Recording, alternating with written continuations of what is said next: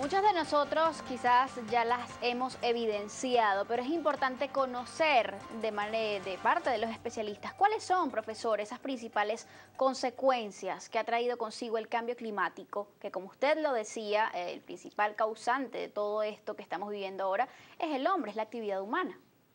Bien, ha habido un aumento. Nosotros hemos registrado en el comienzo del siglo XXI, en los primeros 15 años del siglo XXI, las temperaturas promedio más altas que se han registrado en el planeta. Y estamos hablando de un aumento de la temperatura de alrededor de 2 grados centígrados. 2 grados centígrados podría pensarse que es poco, sin embargo eso cambia totalmente, por ejemplo, las fases y el tipo de adaptación que debe tener los cultivos para la agricultura.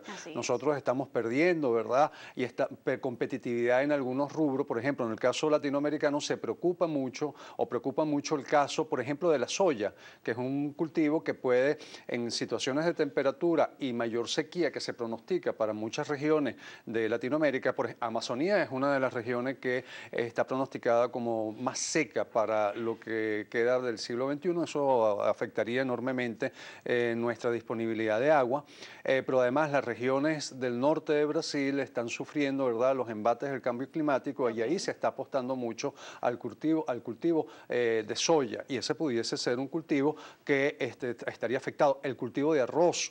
Recordemos que nosotros en Venezuela apostamos en los años 40, 50 en el cultivo de arroz como un cultivo que, si bien no era propio de nuestro país, no es propio de Latinoamérica, sino es un cultivo que, recordemos, viene de Asia.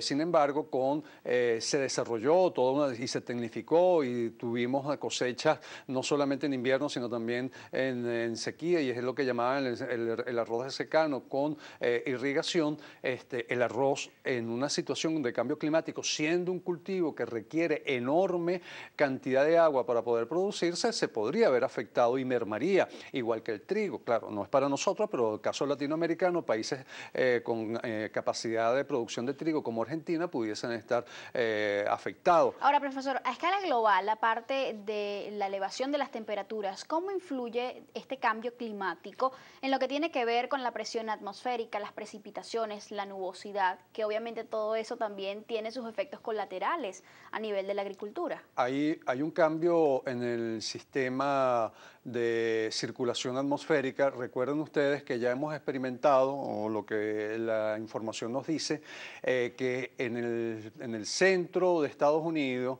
ha habido temperatura inclusive más baja que en los polos. Es lo que llaman el vértice polar. Entonces ha habido un desplazamiento con la disminución de los casquetes polares, la reducción de los casquetes polares, la reducción del hielo, el deshielo de los casquetes polares, cambia totalmente la relación, ¿verdad?, de presión entre la atmósfera y el mar y el océano, y eso está llevando a un desplazamiento de los sistemas de circulación atmosférico, y está produciendo esto. Igual en el centro y sur de Europa, el agua, ahí también se produce un vórtice polar, y podemos tener en países como Austria o como Alemania, temperaturas, inclusive Italia, temperaturas que en el norte de Italia que pueden ser inferiores a la que es en Rusia en determinadas épocas del invierno, ¿verdad?, en el norte. Estamos viendo inviernos más fríos y veranos más calientes en algunas regiones, ¿no? Sí, sí, siempre.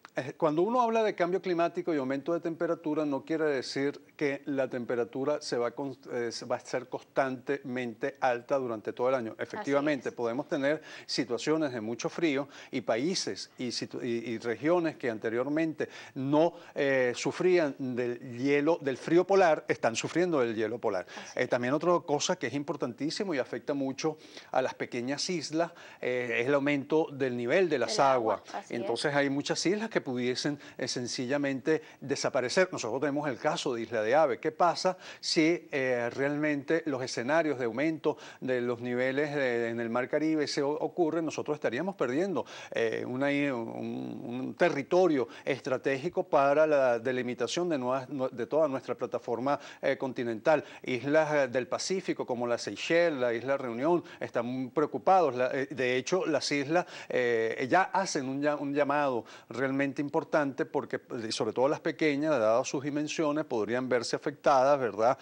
Quitar una mitad del territorio de la isla por aumento de los niveles de las aguas sería realmente para los países isleños pequeños una hipoteca de su futuro. Así es, profesor, ¿y es cierto esto de que son los países en vías de desarrollo quienes están sufriendo en mayor medida los embates de este cambio climático? No, no son todos, es decir, todos los estamos sufriendo, como le digo, los países del norte también están Así sufriendo. es. Cuando uno habla de Estados Unidos y habla de Europa, estamos hablando de los países desarrollados, ¿verdad? O de que se considera desarrollado, que también sufren los embates del cambio climático y con problemas graves. Es decir, además son estos países, particularmente los europeos, quienes están en este momento tratando de crear normativas muy exigentes. Hay países como Holanda, que por ejemplo está la preocupación que tienen por el cambio climático, que prácticamente llegar a un centro urbano de las ciudades holandesas en carro es imposible. O se llega a pie o se llega cuando mucho en bicicleta, porque ni siquiera el transporte público, así sea eléctrico. Usted afirma, profesor, que es el hombre el principal causante de estos cambios que estamos viendo. De este cambio climático, sí. Específicamente, ¿cuáles son los factores en orden de importancia que pudieran estar motivando a esta situación que hoy llama a la atención urgente de toda la comunidad internacional? De eso vamos a hablar al regreso. Hacemos